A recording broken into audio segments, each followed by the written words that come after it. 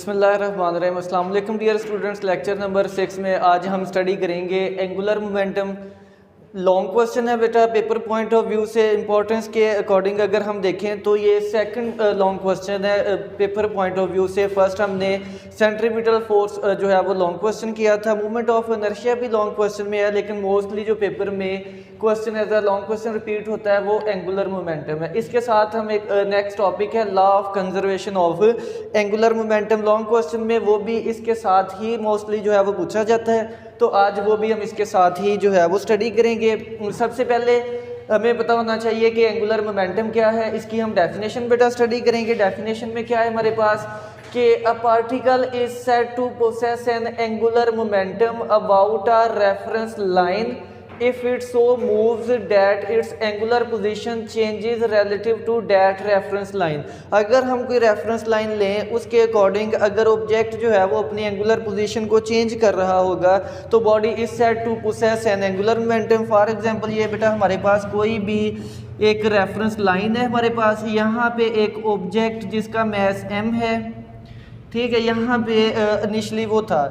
अब बेटा यहाँ से देखें कि अगर इस पर टॉर्क अप्लाई करेंगे, या इसको आप बोल सकते हैं कि अगर ये एंगुलर पाथ में इस तरह जो है वो रोटेट कर रहा है, ठीक है, तो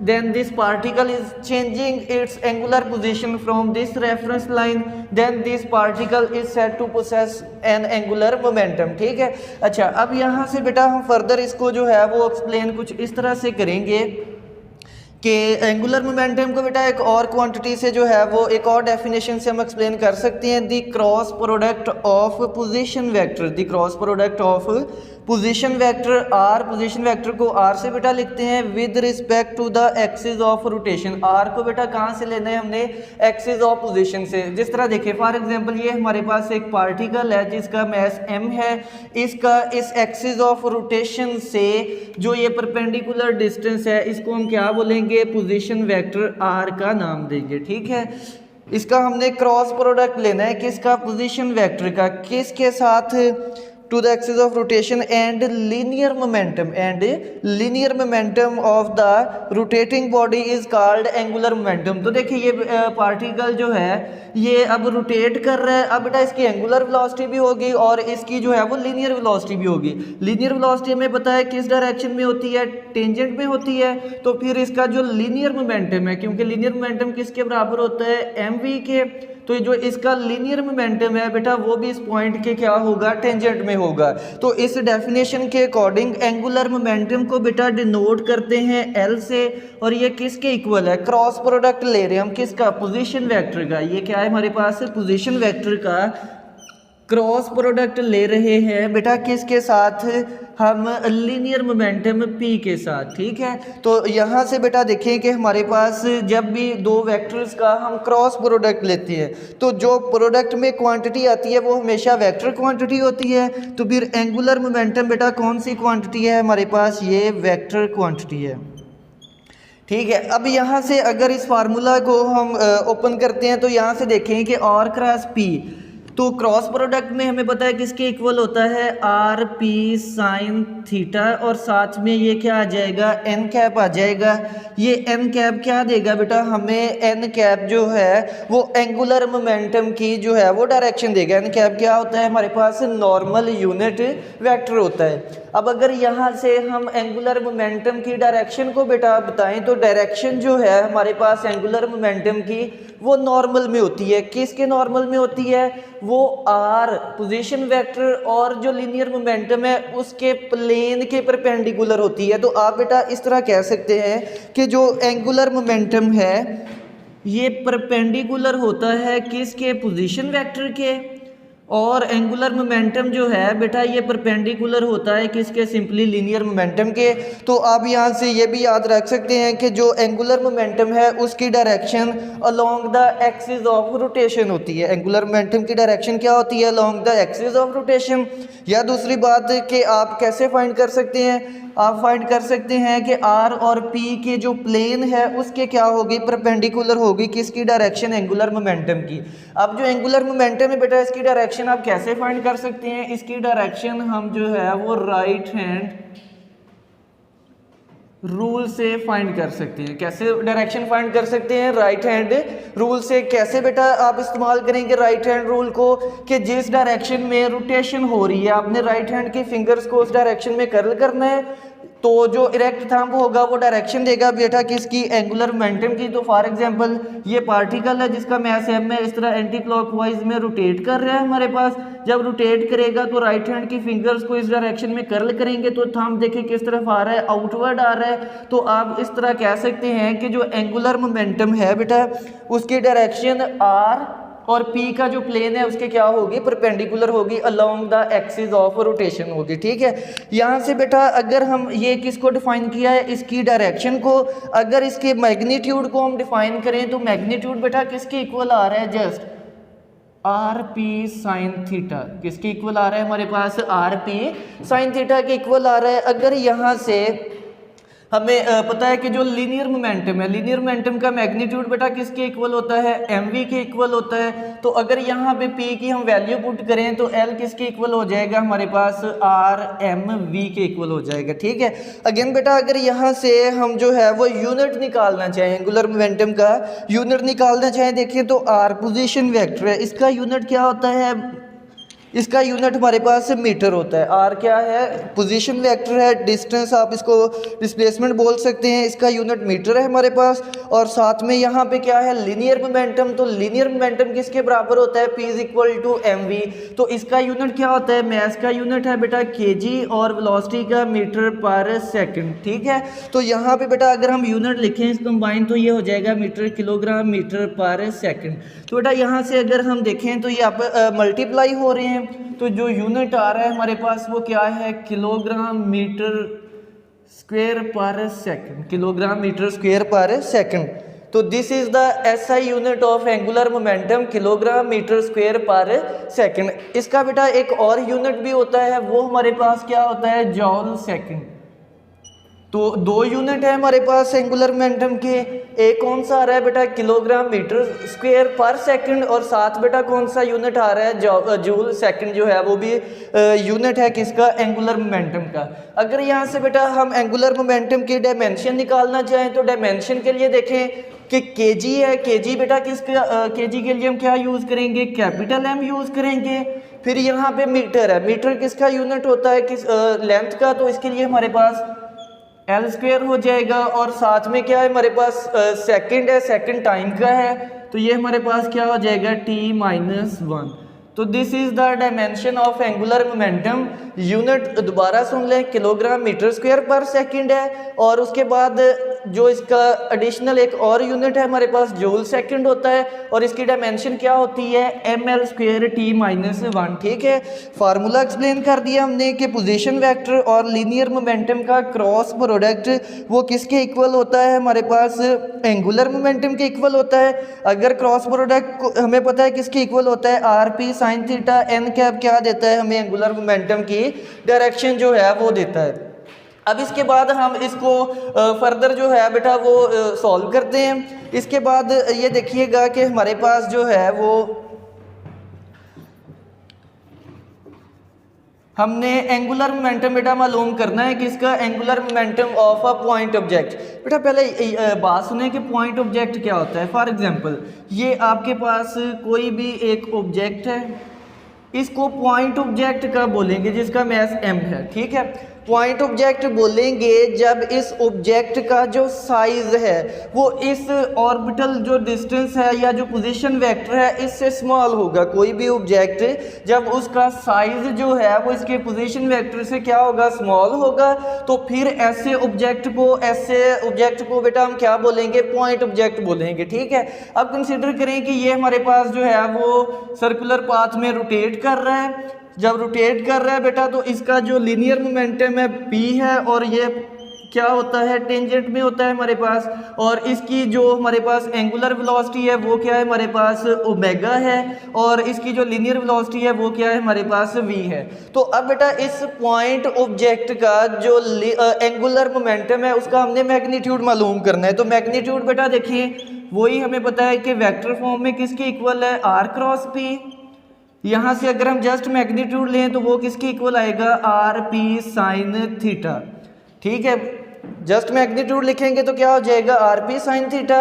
अब हमें पता है कि जो लीनियर मोमेंटम है P is equal to M V होता है, तो लीनियर मोमेंटम की वैल्यू पुट करें, L is equal to R into P की एम वी हो जाएगा और साथ में क्या हो जाएगा हमारे पास साइन थीटा हो जाएगा। ठीक है, वेयर थीटा क्या है, थीटा हमारे पास है बेटा एंगल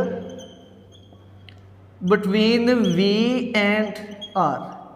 इसकी जो tangential velocity, linear velocity mostly इसको बोलते हैं, टेंजेंशियल वेलोसिटी भी बोलते हैं, और जो पोजीशन वेक्टर है उसके दरमियान जो है वो एंगल है। अब बेटा याद रखिएगा कि टेंजेंशियल वेलोसिटी, जो टेंजेंशियल वेलोसिटी है वो रेडियस या पोजीशन वेक्टर के क्या होती है, परपेंडिकुलर होती है। फॉर एग्जांपल ये हमारे पास क्या है, आर है बेटा, इसका पोजीशन वेक्टर है, और इसी डायरेक्शन में क्या है इसकी जो टेंजेंशियल वेलोसिटी है। तो फिर यहाँ पे देख के मुझे बताएं कि पोजीशन वेक्टर और लीनियर वेलोसिटी के दरमियान एंगल कितना आ रहा है जी, एग्जैक्टली परपेंडिकुलर है, तो एंगल कितना होगा 90 डिग्री। थीटा यहाँ पे क्या पुट करेंगे 90 डिग्री, तो थीटा बेटा वैल्यू पुट करें, L is equal to R M V, sine क्या हो जाएगा हमारे पास 90 डिग्री। ठीक है, तो यहाँ पे हमारे पास L इज इक्वल टू क्या हो जाएगा आर एम वी, और यहाँ पे साइन 90 डिग्री, साइन 90 बेटा किसके इक्वल होता है, साइन 90 इज इक्वल टू 1,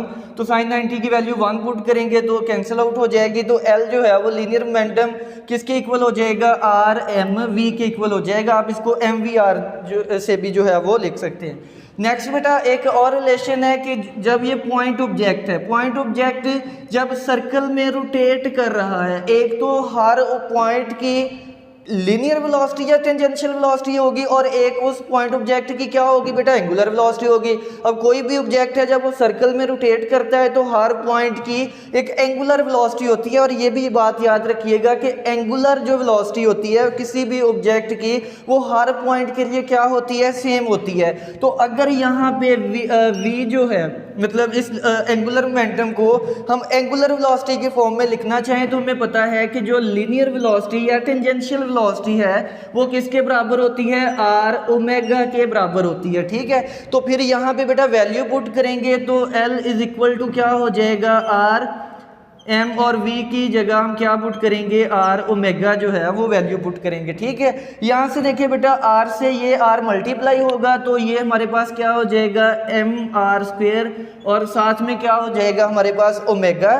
तो L किसके इक्वल आ जाएगा हमारे पास, यहाँ से कल हमने रिलेशन किया था कि जो पॉइंट ऑब्जेक्ट होता है, पॉइंट ऑब्जेक्ट का जो मूवमेंट ऑफ इनर्शिया बेटा वो किसके इक्वल होता है, वो इक्वल होता है एम आर स्क्वेयर के। तो यहाँ पे जो हम एम आर स्क्वेयर की जगह बेटा क्या वैल्यू पुट करेंगे, आई जो है वो मूवमेंट ऑफ इनर्शिया पुट करेंगे, और ये किसके इक्वल हो जाएगा, L is equal to I omega के इक्वल हो जाएगा। ठीक है, तो ये बेटा हमारे पास इसका फाइनल जो है वो रिलेशन आ गया कि L जो है एंगुलर मोमेंटम वो किसके बराबर होता है, आई ओमेगा। आई क्या है, उस पॉइंट का मूवमेंट ऑफ इनर्शिया, और ओमेगा क्या है, उसकी हमारे पास जो है वो एंगुलर वेलोसिटी है। ये बेटा हमने किसी भी पॉइंट ऑब्जेक्ट के लिए जो है वो एंगुलर मोमेंटम की वैल्यू फाइंड की है। फॉर एग्जांपल अगर कोई भी हमारे पास रिजिड बॉडी हो, रिजिड बॉडी बेटा वही हमने एक्सप्लेन किया था, रिजिड बॉडी क्या होती है, ऐसी बॉडी जो large number of point message से मिलकर बनी होती है और इनके पॉइंट मैसेज आपस में कनेक्टेड होते हैं। अगर आप स्मॉल जो है वो आप सूटेबल अमाउंट ऑफ फोर्स जो है अगर इस पर अप्लाई करें तो उसके जो पार्टिकल्स हैं उसके दरमियान डिस्टेंस जो है या उनकी पोजीशन चेंज नहीं होती है। आप सिंपली कह सकते हैं कि ऐसी बॉडी जिस पर सूटेबल फोर्स लगाने से उसकी शेप चेंज ना हो तो ऐसी बॉडी क्या कहलाती है बेटा, रिजिड बॉडी। तो अगर एंगुलर मोमेंटम को हम बेटा क्या चीज़ फाइंड करना चाहें, angular momentum of rigid body, तो वो क्या होगा हमारे पास,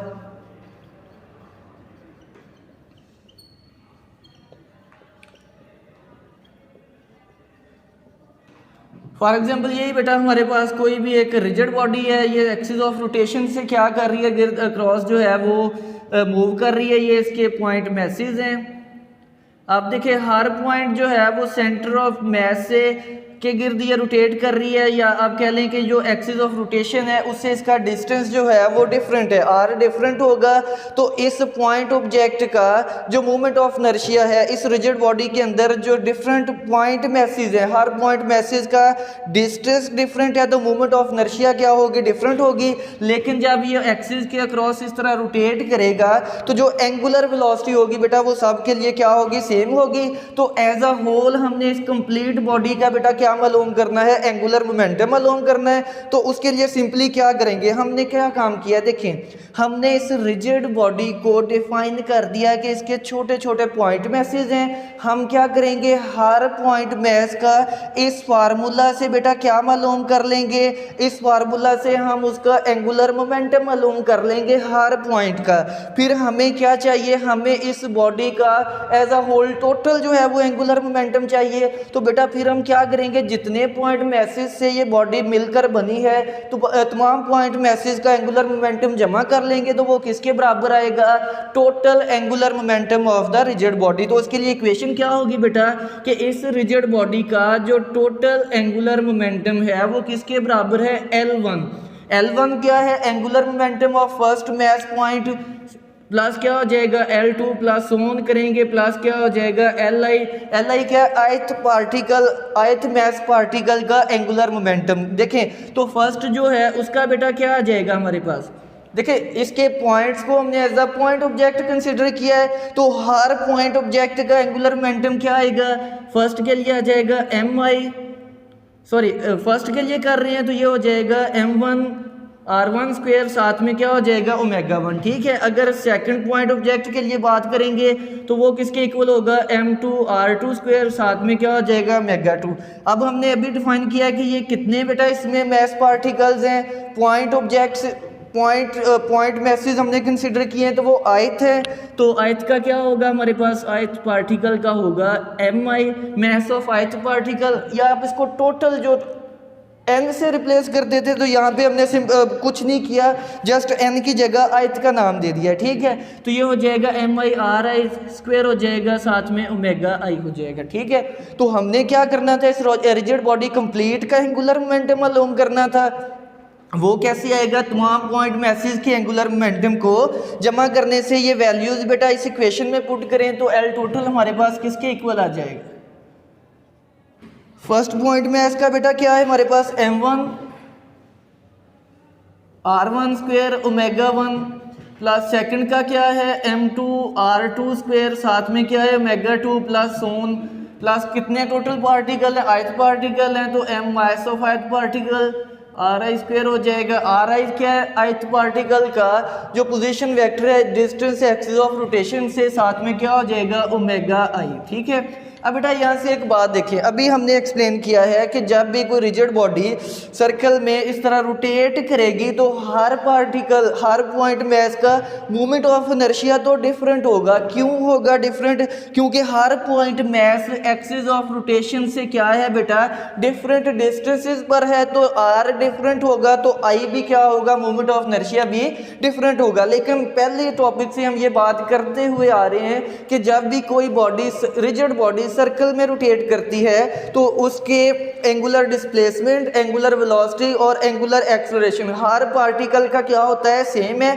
तो फर्स्ट पार्टिकल की जो एंगुलर वेलोसिटी है ω1 वो किसके बराबर होगी, ω2 के, और वो बेटा उसकी जगह हम सिंपल क्या लिख सकते हैं, ω1। तो इसको आप किस तरह याद रखेंगे कि जब भी कोई रिजिड बॉडी सर्कल में रोटेट करती है तो उसके हर पॉइंट की जो एंगुलर वेलोसिटी होती है बेटा वो क्या होती है, सेम होती है। तो यहाँ पे वैल्यू पुट करेंगे, ω1 की जगह क्या आ जाएगा, R1 स्क्वायर ω1 की जगह सिंपली हम क्या पुट करेंगे, ω, प्लस क्या हो जाएगा M2 R2 स्क्वायर, साथ में क्या हो जाएगा ω, प्लस सोन करते जाएंगे, प्लस Mi, साथ में क्या हो जाएगा Ri स्क्वायर, और साथ में क्या हो जाएगा ω। अब बेटा यहाँ से देखिए ω को हम यहाँ से कॉमन ले सकते हैं क्योंकि ये कांस्टेंट है सबके लिए, तो बाकी क्या बच जाएगा M1 R1 स्क्वायर, प्लस क्या हो जाएगा M2 R2 square, plus so on करते जाएंगे Mi, और साथ में क्या हो जाएगा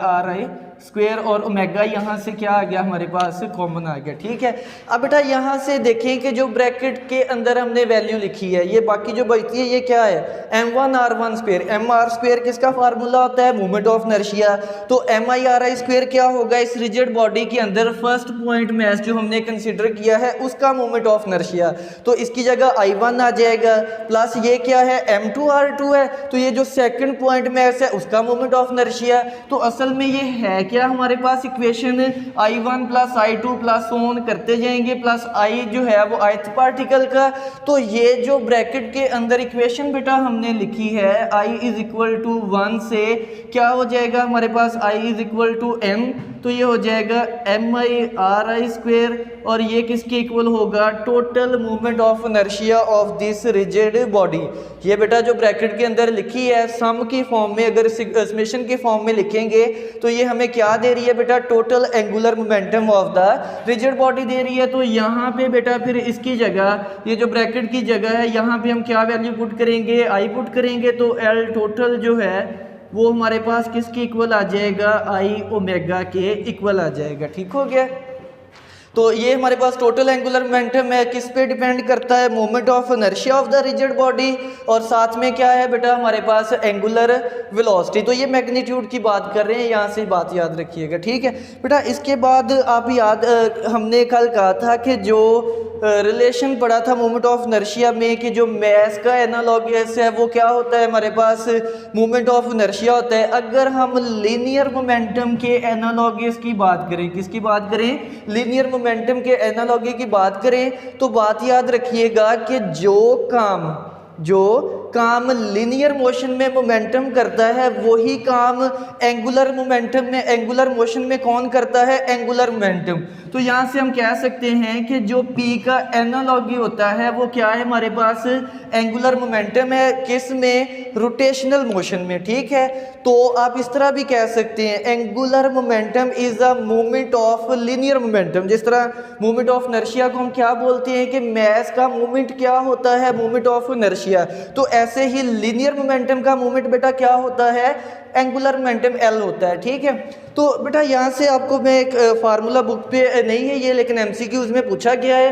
हमने थर्ड चैप्टर में एक टॉपिक किया था कि हमारे पास जो फोर्स होती है वो किसके इक्वल होती है, rate of change of momentum, rate of change of momentum. For example कि जब भी किसी बॉडी पर फोर्स अप्लाई होती है तो वो किसके इक्वल होती है, rate of change of momentum के इक्वल होती है। ठीक है, अब बेटा ऐसे ही हम बात करें एंगुलर मोशन में, तो फोर्स का एनालॉगस क्या होता है, फोर्स का एनालॉगस होता है टॉर्क।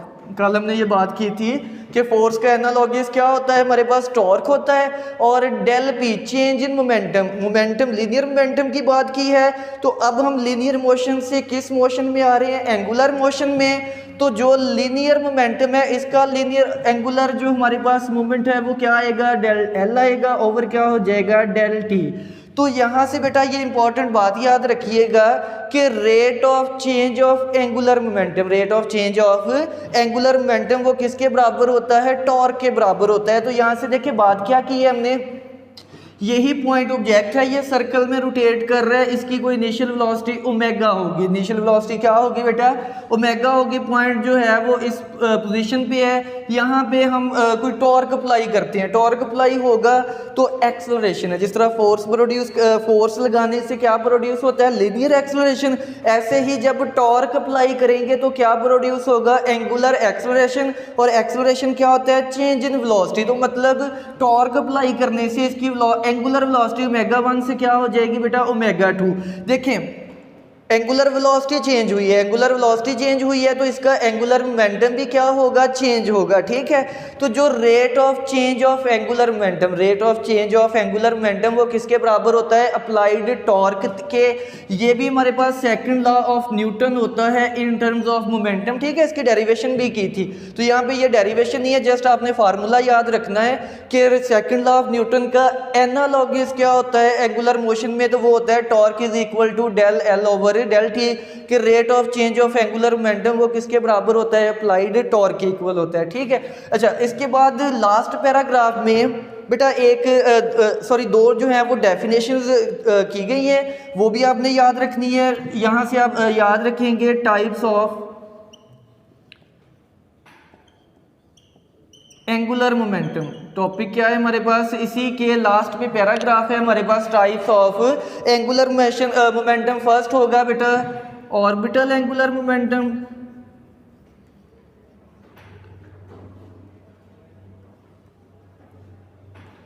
और सेकंड होगा बेटा स्पिन एंगुलर मोमेंटम। तो इसकी डेफिनेशन भी जस्ट करनी है हमारे पास कि ऑर्बिटल एंगुलर मोमेंटम क्या है बेटा, कि जब भी कोई बॉडी सर्कल में मूव करे, जब भी बॉडी एक सर्कल में मूव करे about a fixed point, for example ये कोई भी फिक्स्ड पॉइंट है, इसके क्रॉस बॉडी क्या करे, सर्कल में बेटा रोटेट करे, तो जो एंगुलर मोमेंटम होगा यहाँ पे बॉडी का about this centre, about the centre of the circle. मेरी बात सुनिएगा कि जब भी कोई बॉडी सर्कल में रोटेट करेगी अबाउट अ फिक्स्ड पॉइंट, तो जो इस बॉडी का एंगुलर मोमेंटम होगा अबाउट दिस सेंटर, तो उस के जो मोमेंटम है बेटा उसको फिर हम क्या बोलेंगे, ऑर्बिटल एंगुलर मोमेंटम। ये ना एग्जांपल से आप समझें, डेफिनेशन याद करनी है कि जब भी बॉडी सर्कल में रोटेट कर रही है अबाउट सेंटर, तो जो एंगुलर मोमेंटम होगा किसके क्रॉस, हमारे पास सेंटर के क्रॉस, उसको क्या नाम देंगे, ऑर्बिटल एंगुलर मोमेंटम। और इसमें एग्जांपल क्या है, फॉर एग्जांपल बेटा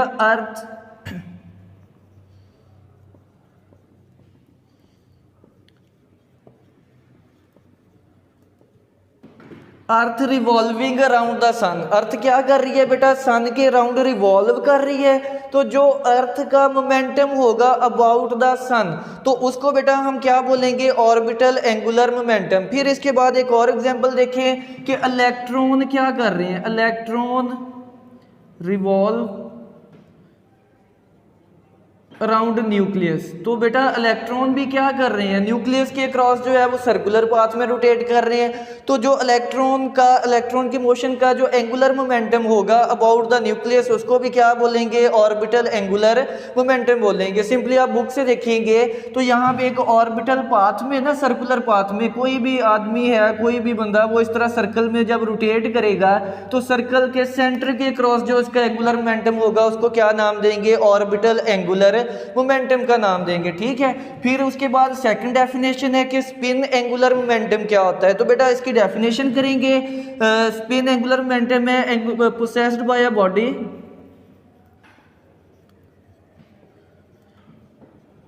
about it's on axis, about it's on axis, के जब बेटा कोई भी बॉडी अपने एक्सिस ऑफ रोटेशन, अपने ही एक्सिस या सेंटर ऑफ मास के गिर्द रोटेट कर रही हो, तो जो उसका एंगुलर मोमेंटम होगा अबाउट इट्स ओन एक्सिस, जब भी किसी बॉडी अपने ही एक्सिस के अराउंड क्या कर रही हो, रोटेट कर रही हो, तो जो उसका एंगुलर मोमेंटम होगा अबाउट इट्स ओन एक्सिस, उसको हम क्या नाम देंगे, स्पिन एंगुलर मोमेंटम का जो है वो नाम देंगे। ठीक है, फिर इसके बाद इसकी एग्जांपल्स में क्या है बेटा, फॉर एग्जांपल अगर आप देखें कि अर्थ जो है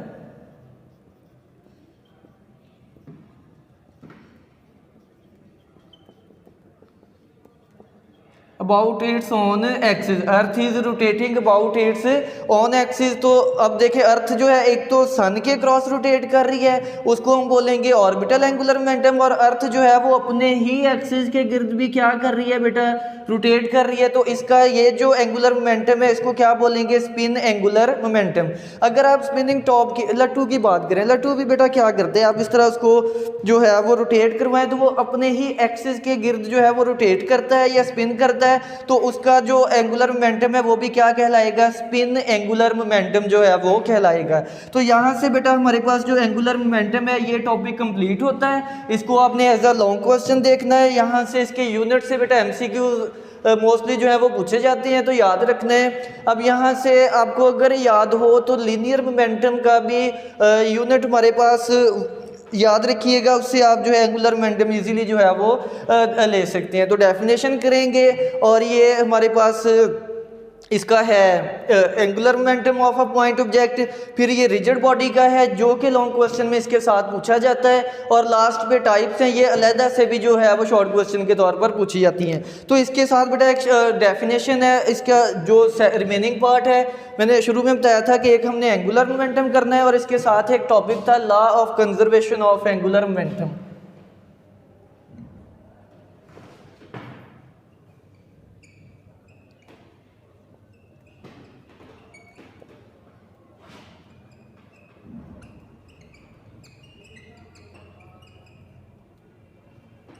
बेटा ये डेफिनेशन के लिए भी इम्पॉर्टेंट है और लॉन्ग क्वेश्चन भी इसके साथ जो है वो मोस्टली पूछा जाता है। तो इसकी डेफिनेशन लिखने से पहले बेटा मैं आपको ये एक बात समझाना चाह रहा हूँ।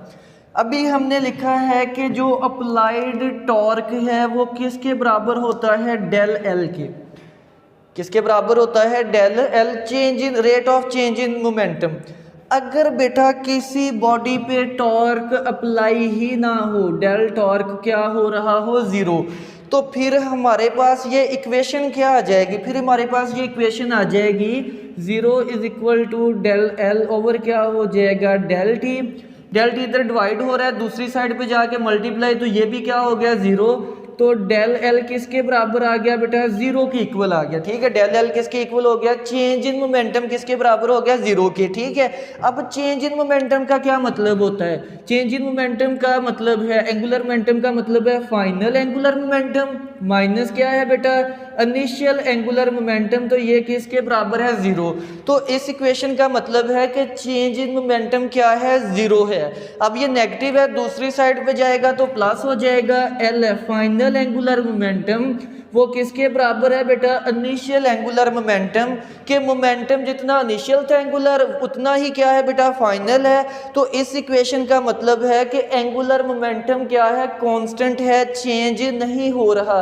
बेटा ये कब कंडीशन आई, जब हमने कहा कि किसी बॉडी पे, ये इक्वेशन थी ना, torque is equal to rate of change of angular momentum. तो यहाँ से बेटा देखें कि अगर हमारे पास क्या हो, किसी भी बॉडी, रोटेटिंग बॉडी पे जो टॉर्क अप्लाई हो रहा हो वो क्या हो, ज़ीरो हो। तो यहाँ पे टॉर्क की जगह ज़ीरो वैल्यू पुट की, रिजल्ट हमारे पास क्या निकला कि इनिशियल एंगुलर मोमेंटम वो किसके बराबर होगा, फाइनल एंगुलर मोमेंटम की। अब इस बात को मैं वहाँ पे अप्लाई करने लगा हूँ डेफिनेशन में, वो देखिएगा कि if no external torque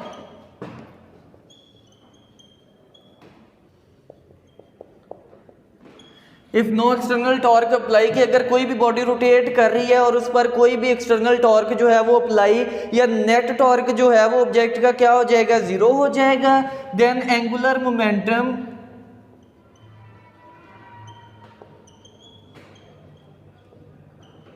remains conserved.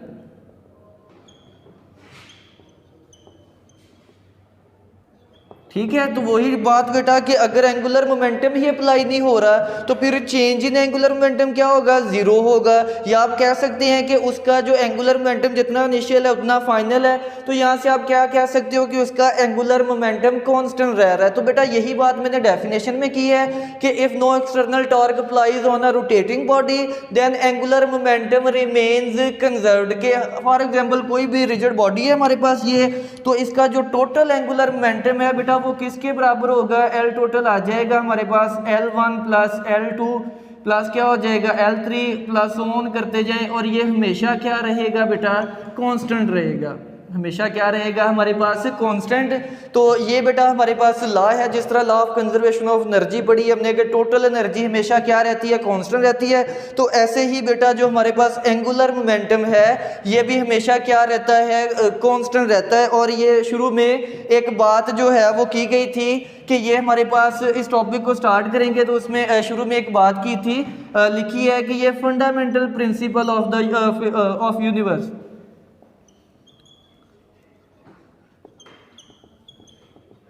Physics का बेटा ये फंडामेंटल प्रिंसिपल है कि एंगुलर मोमेंटम जो है वो हमेशा कांस्टेंट रहता है। कब तक कांस्टेंट रहेगा, जब तक जो है वो उसका जो एंगुलर जो उस पर अप्लाई होने वाला टॉर्क है वो क्या होगा, ज़ीरो होगा। ठीक है। अब बेटा अगर इसकी लिमिटेशन की बात की जाए ना कि ये कहाँ पे एप्लीकेबल है, तो ये याद रखिएगा कि हमारे पास जो law of conservation of angular momentum है ये कॉस्मोलॉजिकल और माइक्रोस्कोपिक,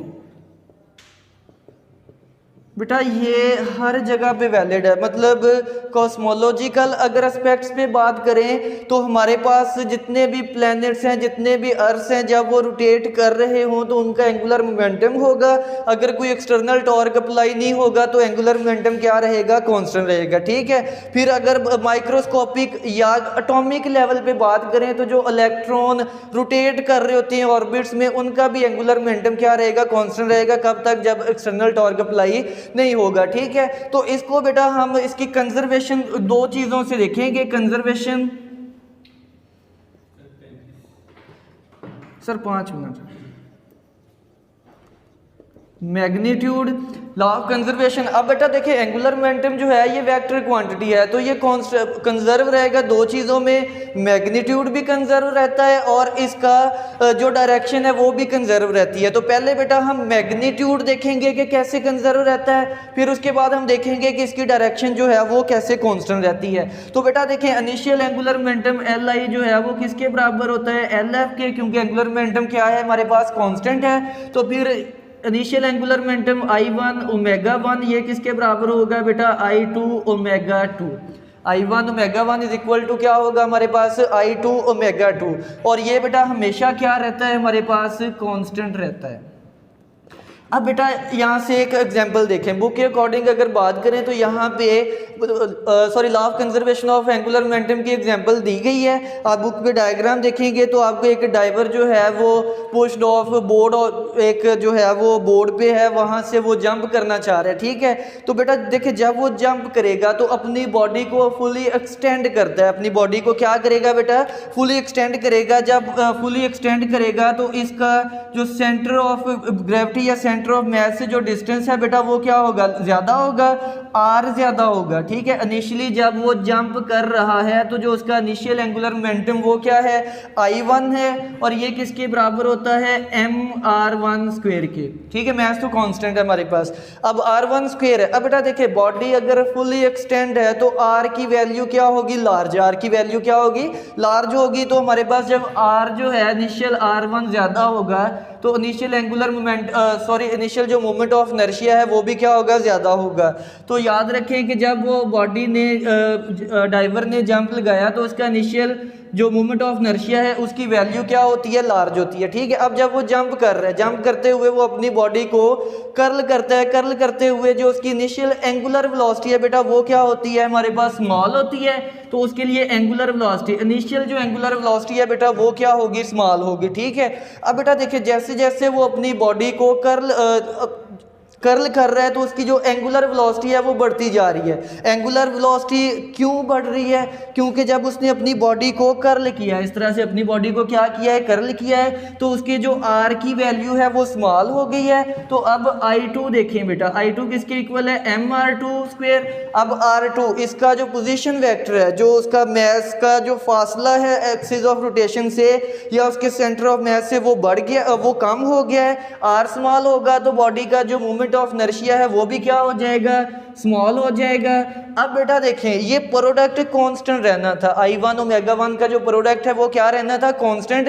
अब I2 उसने बॉडी को कर्ल किया, मोमेंट ऑफ इनर्शिया स्मॉल हो गया। अब ये प्रोडक्ट कांस्टेंट रहने के लिए साथ में जो ओमेगा 2 आएगा वो डेफिनेट है, उसकी वैल्यू क्या हो जाएगी, लार्ज हो जाएगी। क्यों हो जाएगी, क्योंकि उसने अपना एंगुलर मोमेंटम कांस्टेंट रखना है। और वो कैसे होगा कि I1 और ओमेगा 1 का प्रोडक्ट हमेशा कांस्टेंट रहना है। बॉडी इनिशियली उसकी बॉडी फुली एक्सटेंड थी लेकिन उसकी एंगुलर वेलोसिटी कम थी। जैसे ही उसने अपनी बॉडी को कर्ल किया मोमेंट ऑफ इनर्शिया स्मॉल हो गया। लेकिन अगर इसने अपना मोमेंटम कंजर्व रखना है तो एंगुलर वेलोसिटी क्या हो जाएगी, इसकी बढ़ जाएगी। ठीक है, लास्ट पे बेटा ये हमारे पास था मैग्नीट्यूड में कंजर्वेशन। इसके बाद जो है वो डायरेक्शन में हमारे पास कंजर्वेशन है कि जब भी कोई बॉडी सर्कल में रोटेट कर रही हो, अगर उस पर जो अप्लाई होने वाला टॉर्क है वो ज़ीरो होगा तो उसका जो एक्सिस ऑफ रोटेशन है वो भी हमेशा क्या रहेगा, सेम रहेगा। फॉर एग्जांपल सन है हमारे पास, सन के क्रॉस अर्थ जो है वो रोटेट कर रही है बेटा, तो रोटेट करते हुए देखें जब ऑर्बिट में रोटेट कर रही है हमारे पास तो इस पर कोई भी एक्सटर्नल टॉर्क जो है वो रीजनेबल अप्लाई नहीं हो रहा। जब अर्थ सन के क्रॉस क्या कर रही है, रोटेट कर रही है, तो एक ही फोर्स है जो कि टॉर्क प्रोवाइड कर रही है, वो कौन सी है, सन की ग्रेविटेशनल फोर्स है। ठीक है, अब क्योंकि सन के करीब या अर्थ के करीब कोई भी इससे बड़ा जो वैल्यू है टॉर्क की वो मौजूद नहीं है, टॉर्क ज़ीरो है एक्सटर्नल, तो फिर इसका जो मूवमेंट इसका जो एंगुलर टॉर्क है, एंगुलर मोमेंटम जो है वो इसका कांस्टेंट रहना है। कांस्टेंट किस में रहना है, मैग्नीट्यूड में भी रहना है और डायरेक्शन में भी। अब यहाँ पे एंगुलर मोमेंटम कांस्टेंट है, मतलब इसका एक्सिस ऑफ रोटेशन उसकी भी डायरेक्शन हमेशा क्या रहती है, सेम। तो ये 2 पॉइंट है बेटा लास्ट पे कि मैग्नीट्यूड भी कांस्टेंट रहता है और इसकी डायरेक्शन एंगुलर मोमेंटम की, मतलब इसका एक्सिस ऑफ रोटेशन वो भी हमेशा क्या रहता है, सेम रहता है।